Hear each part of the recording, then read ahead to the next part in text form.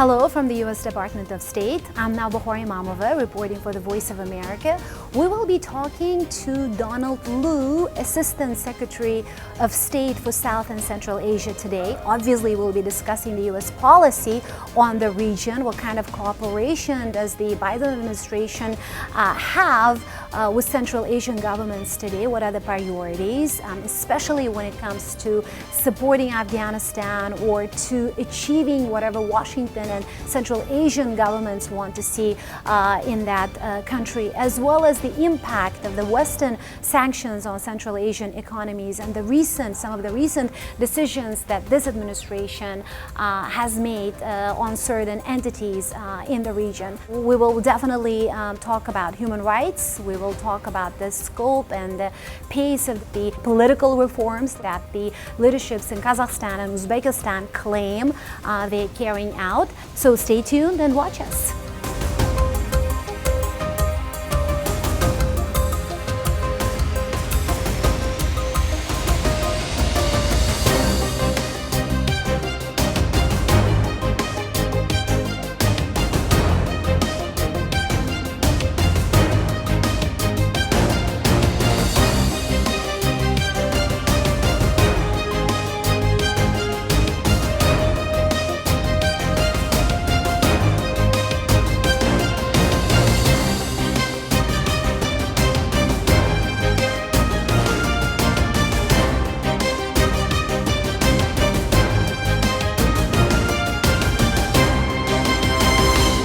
Thank you so much for talking to us, for being available. Delighted to be here. Thank you for to have a inviting conversation with us. This is a post-American Central Asia. It's nearly a year since the United States left Afghanistan, and for the longest time, what we heard both in the region and here was that Afghanistan is a priority. Is it still a priority? Because from the military establishment, we hear that it still is. But what are your main concerns or, let's say, goals in the region right now? I know you have a long list of, strategic aims, but Sure. Currently, what are you really focused on? So I was just traveling in Central Asia last month. They were great visits. People were so friendly and welcoming. But we had several things on our mind. We were trying to understand what the effect is of Russia's invasion of Ukraine on the people of this region. We know that some of the economies are really suffering. We can see food prices are rising, fuel prices are rising, migrant workers are being forced home. It's very hard to export. We're trying to determine, as a partner of Central Asia, what can we do to help? We don't want to come to pressure, but we do want to come with a message that we can be a part of helping to solve these problems together.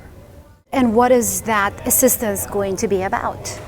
Well, there'll be several things that we're doing. First is we're trying to help educate some of the governments about what are the sanctions that they need to be careful about.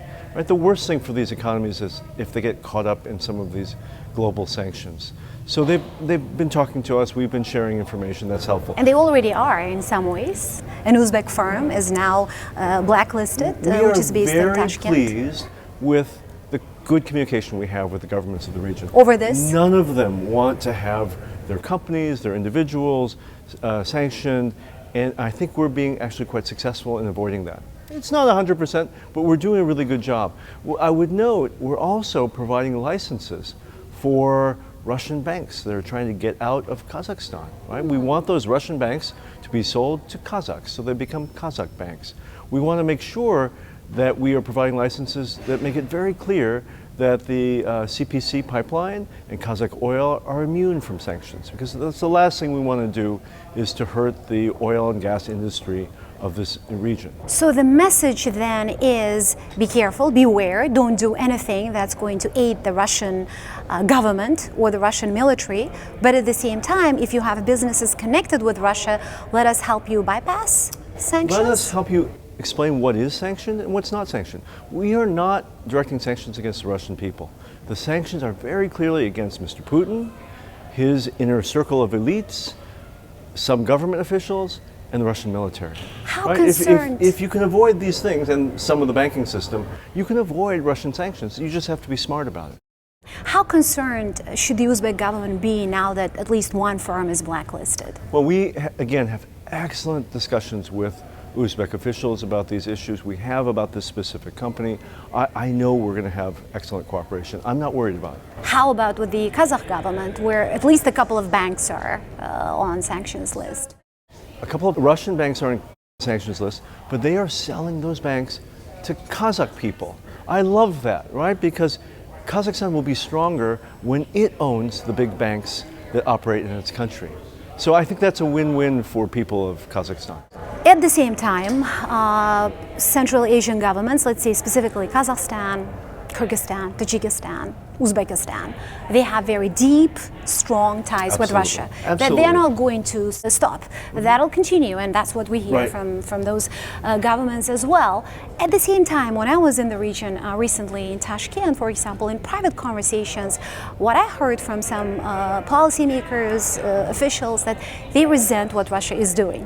They can't say that out loud, they can't denounce it, they're officially neutral. Yes. But at the same time, they want to have good relations with you, they want to balance, they want to make sure that they're not burning any bridges. How are you going to balance these relationships? You know that Central Asians need Russia. You can't change the geography or the ties. When I worked and lived in Central Asia, I learned this term multi-vector diplomacy. It's not that I've never heard that before, but it makes a lot of sense to me that if you're a Central Asian republic, no matter which republic you are, a rational policy is to take the best from all of your partners, from Moscow, from Beijing, from Washington, from Brussels, and from Ankara. That you have several partners who are all vying for influence and good treatment in Central Asia, that a rational foreign policy is to work with them and take the best from all of them. And I can see that many of these countries are doing just that. And for the longest time, the US government has been criticized, and you know this, you're a career diplomat, for having just the transactional relationships with the region. How transactional are you now? Well, I would point to our Central Asia strategy. The Central Asia strategy is meant to convey what we stand for as the United States. We're not standing against Russia or standing against China. We're saying what we really believe in are independent, sovereign, and prosperous Central Asian countries that respect their democratic institutions, human rights, and civil society. That's what we want to promote in the region. I think Central Asian people are looking for very much the same thing. Central Asian governments hope that you are listening to them, to their concerns, to their interests, to what they want to do, because they all have their own roadmaps, right? I mean, development strategies and other things. When we talk to them, when they visit here, they've been saying lately is that they're listening to us. They want to know what we want to do. So in some ways, especially when you're in the region, you get a sense that this is definitely a post-American region, where the region now in some ways dictating which trajectory it wants to take as a region, and also specifically, countries. And are you okay with that? Can you still push your own agenda? This is exactly what we hope would happen, which is Central Asian countries and the region as a whole creates its own voice. That really demonstrates that these are sovereign countries with their own interests and their own agenda. We see that in the C5+1. There have been two very successful discussions with Secretary of State Blinken, one in person in New York in September, and one in April virtually. The one in September was about Afghanistan, what was happening there, and how we could work together as 6 countries on the security threats coming out of Afghanistan. And in April, we spoke about Ukraine and Russia, what was happening there, and candidly talked about the challenges that would pose for each of the countries in the region. And you're exactly right. Central Asian states show great leadership in telling us what they want from this relationship. They are leading the C5+1. We are happy to be working with them. On Afghanistan, we know exactly what the Uzbek government wants. We know what Kazakhs and Tajiks as well, and Kyrgyz. And it's not necessarily the same thing that you want. What are you specifically doing on Afghanistan? Because if you listen to the Uzbek government, they want an international agreement to recognize the Taliban. They think the Taliban is not going anywhere. I don't think that's entirely correct. I think there's actually a global consensus, to include Moscow and Beijing and Iran, that it's too early to look at recognition. Yes, Some countries are beginning a very slow process of normalization of relations. No one is talking about formal recognition, including the Uzbek government. We are talking about, is there engagement that can happen that can improve things on the ground in Afghanistan? The rights of women and girls, the security situation, it's critical that all of us work together to try to encourage the Taliban onto a constructive path. But there hasn't been any progress, though, for the last year. Have you seen any signs of change that'll bring you closer to, let's say, start communicating with the Taliban? I think you make a very good point that change is slow. I would note that this is a country that has been at war for 40 years. It's just this past year where some of that fighting has died down, and the Taliban now has to get to the business of governance. We can see with the earthquake that just happened how difficult it is to actually govern a country. I believe that the investment made by many countries in Afghanistan over these 20 years will shape the future of the country. That the Taliban cannot merely impose its own will on a country of millions of people. They have grown to expect certain freedoms in life, a certain standard of living with the economy. Those demands will help to shape the policies of the Taliban going forward. We as partner countries should also be working with authorities in Afghanistan to create a better world for Afghan people. We are working every day to try to influence what is happening in Afghanistan for the betterment of the people of Afghanistan, but also a stable region. We can see that Central Asian states are worried about security threats coming from Afghanistan. And so we're talking about, how do you help with cross-border security? How do you help to facilitate conversation with this very unusual Taliban government? I think we're right in the middle of all of that. One word that we hear consistently here and also there in Central Asian capitals is counterterrorism. Yes.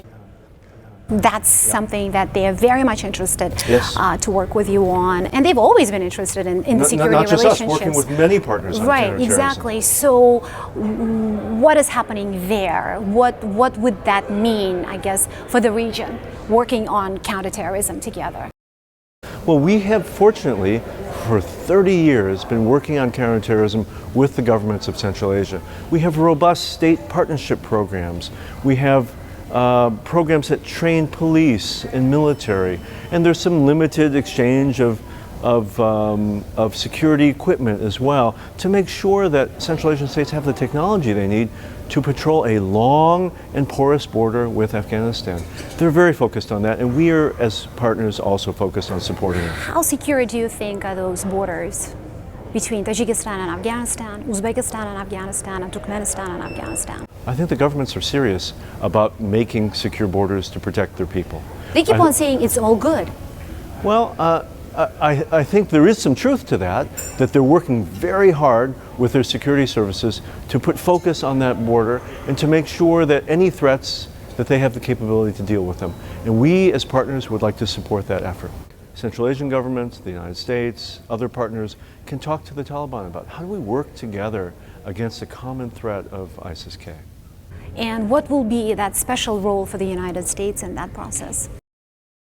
Well, we all have our separate negotiations with the Taliban.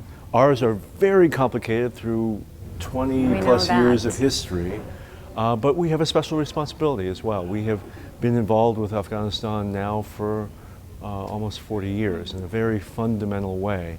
And so I think as Americans, we all feel a deep sense of obligation to continue that engagement, to continue to support Afghanistan's development.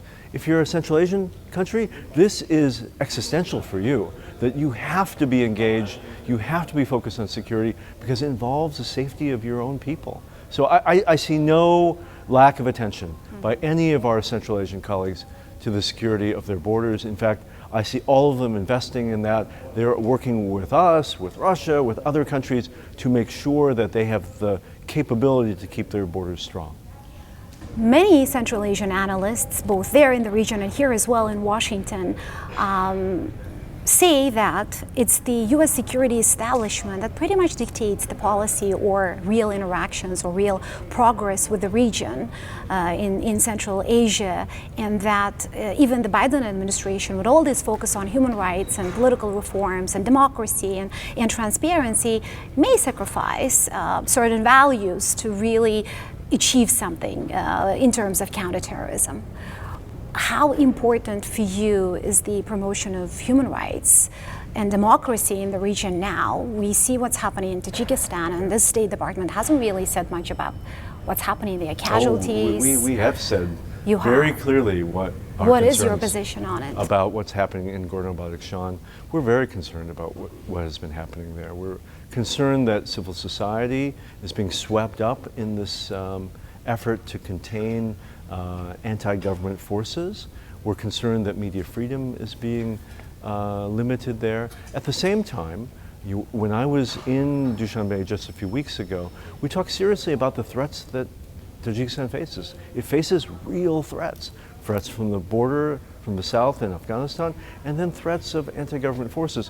What we have said publicly and privately, though, is that there needs to be a distinction between those who should be captured and prosecuted for anti-government violent activity and those who are legitimate civil society, free media. Those people should not be swept up in the same operations. There is a distinction between the two. Let me also add, as you raise the broader question of human rights, we have actually seen some pretty spectacular movement in recent years. Let me take the example of forced labor in Uzbekistan with the cotton harvest. None of us would have believed that since 2016, the Mirziyoyev government could have stamped out 100% of the forced labor happening in Uzbekistan. And we just saw the cotton campaign has reversed its boycott of Uzbek cotton because everyone now can see the progress being made. I also look at Kazakhstan. We had a terrible set of violent activities that happened in January, and that more recently you have seen some real progress towards strengthening of the parliament, reducing the powers of the president, strengthening the human rights ombudsman, and providing more legitimacy for the independent judiciary. Those are all things that we stand for as well. So you see them as genuine actions, as genuine steps by the governments, because we have now President Tokayev promoting New Kazakhstan, and President Mirziyoyev in Uzbekistan has been promoting New Uzbekistan for a while, and the State Department, during the Trump administration, constantly said that they see President Mirziyoyev as a reform-minded person, and now there's a discussion of constitutional reforms in Uzbekistan as well. So you have these two big countries in Central Asia claiming to be carrying out multi-dimensional reforms. But many doubt that they're genuine. In Uzbekistan, if the presidential term now gets extended from 5 to 7 years, and with the new constitution, President Mirziyoyev's previous 2 terms will get nullified, which will then qualify him or put him in a really good position to stay in power all the way until 2040. And we don't know what's going to happen in Kazakhstan. My question to you is, how concerned are you, I guess, with this very relative change or relative democratic trajectory that these countries have been on? There is a lot of criticism of current developments there within the region, especially on social media. You have any concerns?